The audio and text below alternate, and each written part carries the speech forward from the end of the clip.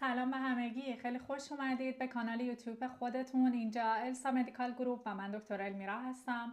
تا حالا شده براتون پیش بیاد که یه توده‌ای رو توی گردنتون حس بکنین و از اطرافیان شنیده باشین که ممکنه که بدخیم باشه یا سرطانی باشه و به پزشک مراجعه کنین و در کمال آرامش به شما بگن که نه اصلا مشکل نیست و میتونین برین خونه بدون هیچ درمانی؟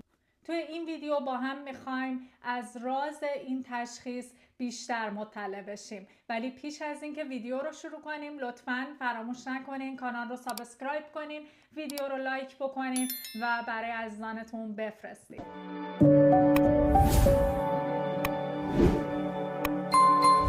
اول از همه ببینیم که این توده های گردنی چی هستن.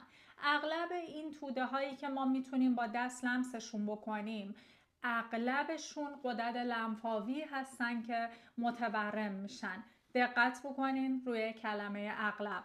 تشخیص های دیگری هم برای تورم هایی که در ناحیه گردن اتفاق میفته وجود داره، ولی بحث امروز ما در مورد شایع ترین اونها یعنی غدد لنفاوی هست. شایع ترین دلیلی که این غدد لنفاوی دچار تورم و التهاب میشن و در واقع به دست ما لمس میشن عفونت ها هستن. منظور از عفونت چیه؟ هر عفونتی در ناحیه سر و گردن، یعنی حالا میتونه عفونت گلو باشه مثل گلو درد چرکی، یا اینکه دندونتون عفونت کرده باشه، گوشتون عفونت کرده باشه، همه اینها میتونه باعث تورم این غدد لنفاوی بشه.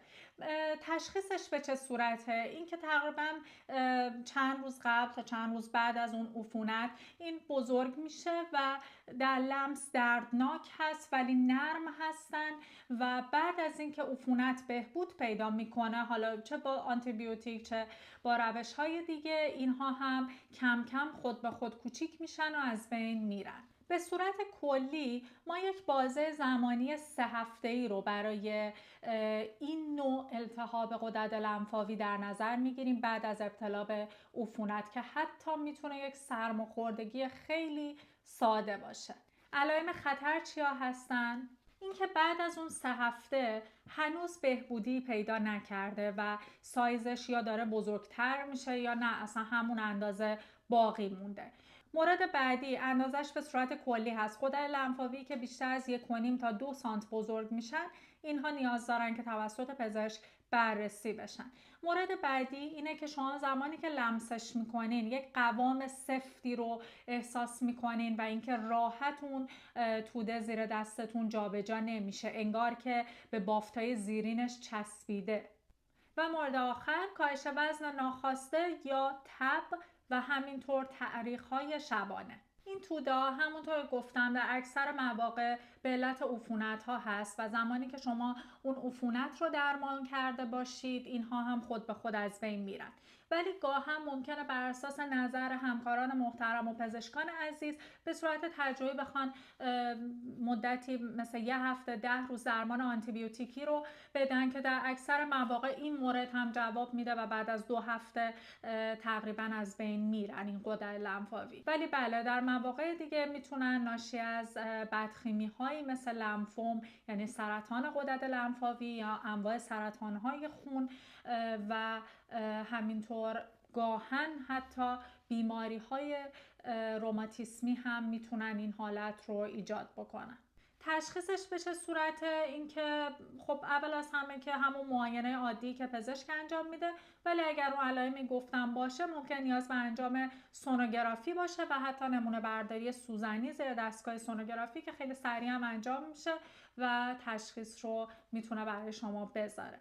هدفم از این ویدیو این بود که صرفاً با همون لحظه اول دیدن یه غده لنفاوی بزرگ شده در ناحیه سرگردنتون دچار ترس و پنیک نشید، ولی همونطور گفتم مثل خیلی از مشکلاتی که ما ازش حرف میزنیم و میگیم که اینها میتونن در عین سادگی اگر طول بکشن مشکلی رو ایجاد کنن، توصیه‌ام بهتون اینه که اگر علائمی که گفتم رو در ویدیو صحبتش شد رو داشتید به پزشک مراجعه کنید. در غیر این صورت در اکثر مواقع خود به خود رفع میشن. یک نکته که حتی اگر خودم هم نخوام بگم مجبورم توی تمام ویدیوهای نکته رو تاکید کنم: مصرف سیگار و الکل به شدت ریسک بدخیمی های ناحیه سر و گردن و سرطان های دهان رو میتونه افزایش بده. بنابراین لطفاً این موضوع رو توجه بکنید بهش که متاسفانه ریسک فاکتور تقریبا